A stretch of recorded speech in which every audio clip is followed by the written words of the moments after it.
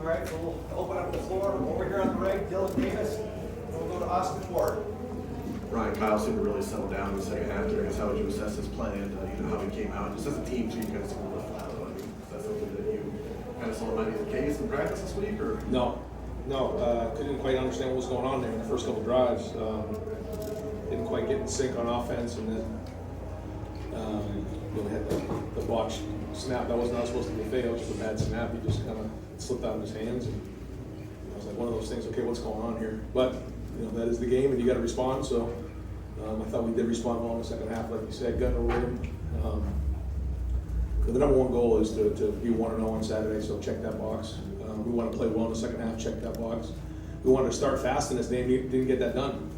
So we're going to look at why that is, but yeah, you can start to see the rhythm again in the second half.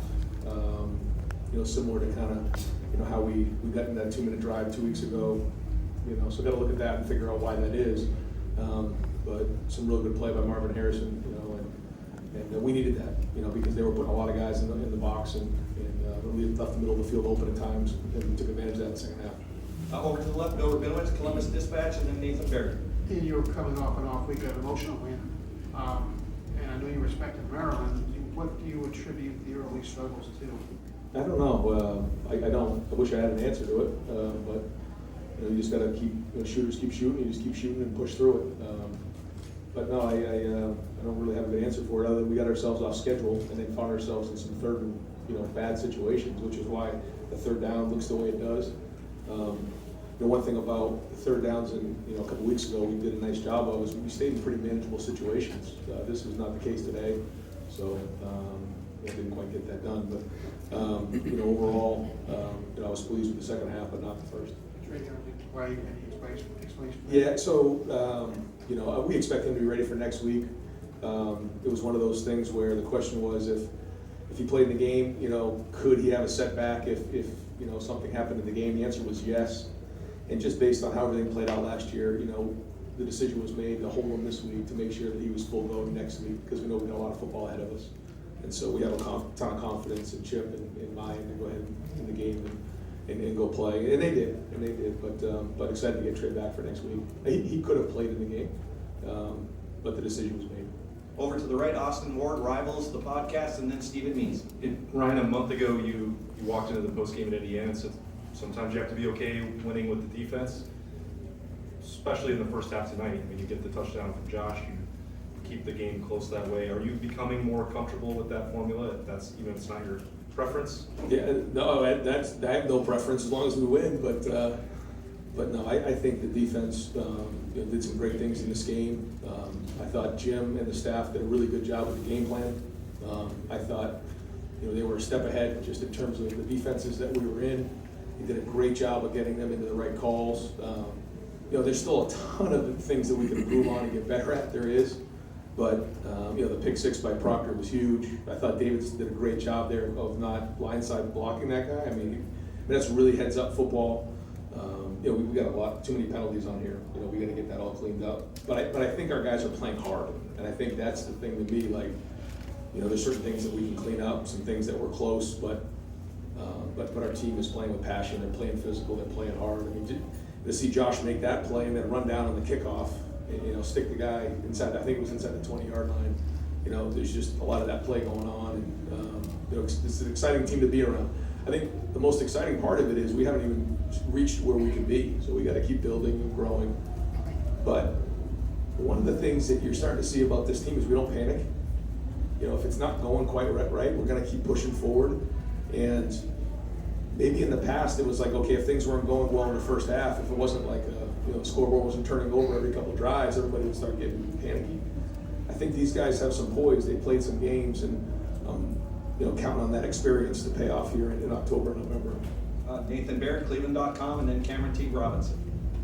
Ryan, as you assess things during the off week and you looked at offensive line personnel, was there any revisiting of the five guys you're playing there right now, and what is your concern level? I know you're saying not panicking within a game, but what's your concern level of that situation being the thing that kind of holds this team back? Yeah, I gotta watch it one more time and just see where we're at with what's going on. I know that there's a lot of guys in the box.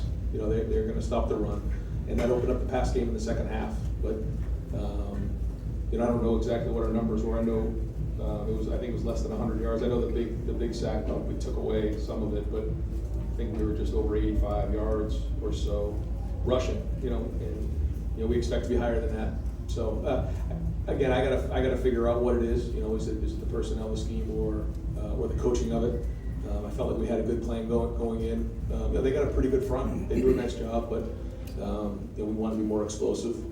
But you know, like for instance, you know, you're coming out on the 10-yard line, and there's a lot of guys in the box, and it opened up a huge play for Marvin down the middle of the field. So those are the things that we have to do. Is if they're going to put that many guys in the box, then you know, we got to be able to throw the football, you know, with what we have. But at the same time, you know, when the box looks right, we got to be efficient. And you know, I'll look at that, and when we have our press conference on Tuesday, I'll probably have a better answer for you. Okay, I'm gonna ask people back there at the tables to clear your computers off. We're gonna keep asking Coach some questions.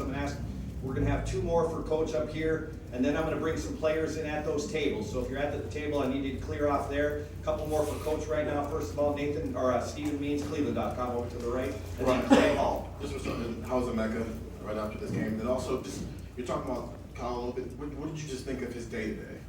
I think he would tell you, you know, he felt better about the second half than he did the first. Made some nice throws, wishes he had some back. But yeah, I mean, I thought played well there. You know, I don't know exactly the numbers were in the second half, but that's what our expectations are. And, you know, I know he wants to be great. And, you know, we'll look at it and try to get better. But and then with Becca, you know, they're evaluating him now. Doesn't seem like something major, but you know, I don't really have much of an answer for you right now. Over to the left, Cameron T. Robinson, the athletic, and then Dan Holt. Ryan, it's a tough challenge to contain a quarterback like Maryland has with the pass rush. Yeah. Kind of your thoughts on what those guys up front did, kind of chasing him, keeping him running around. There was some good plays and some ones that he snuck free on for sure. Yeah, and you can see sometimes we're bringing 5 or 6, and then there's sometimes we're bringing 4, sometimes we're bringing 3, and then so what you do is you try to change up the look in the back end for him. You know, either 8 guys in coverage, 7 or 6. Sometimes 0. There was a couple that we brought 0 pressure on.